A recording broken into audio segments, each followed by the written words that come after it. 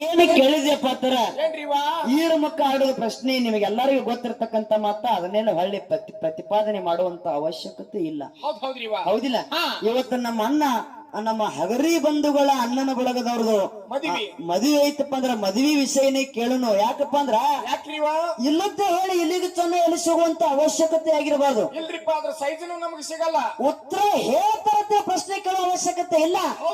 ಇಲ್ಲಿ ಏನು ನಡೆದಲ್ಲ 4 ಮಂದಿಗೆ ಗೊತ್ತಾಗಿರ್ಬೇಕು ಏನ್ ನಡೆದ ಅದೇ ವಿಷಯ ಕೇಳಬೇಕಂತ ತಿಳ್ಕೊಂಡು ನಾ ಪ್ರಶ್ನೆ ಕೇಳಿದೆ.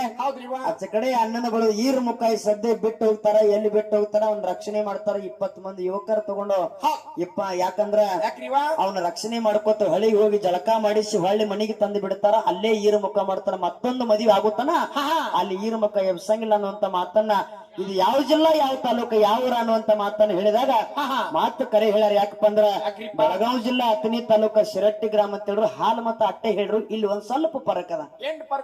ಹಾಲು ಮತ್ತ ಅಟ್ಟೆ ಎಲ್ಲ 2 ಸಮಾಜದವ್ರು ಮಾಡ್ತಾರೆ.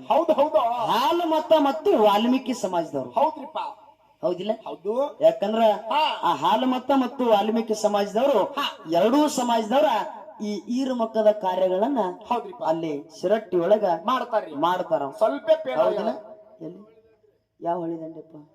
ಹ್ಞೂ ಯಪ್ಪ ನೀನು ನಿಧಿಗಳು ಚಲೋ ಇದನ್ನ ಕೇಳಿಯನವ. ಬರೋಬ್ಬರಿ ಇವತ್ತು. ಹೌದಿಲ್ಲ? ಹೌದು. ಇರ್ಲಿ.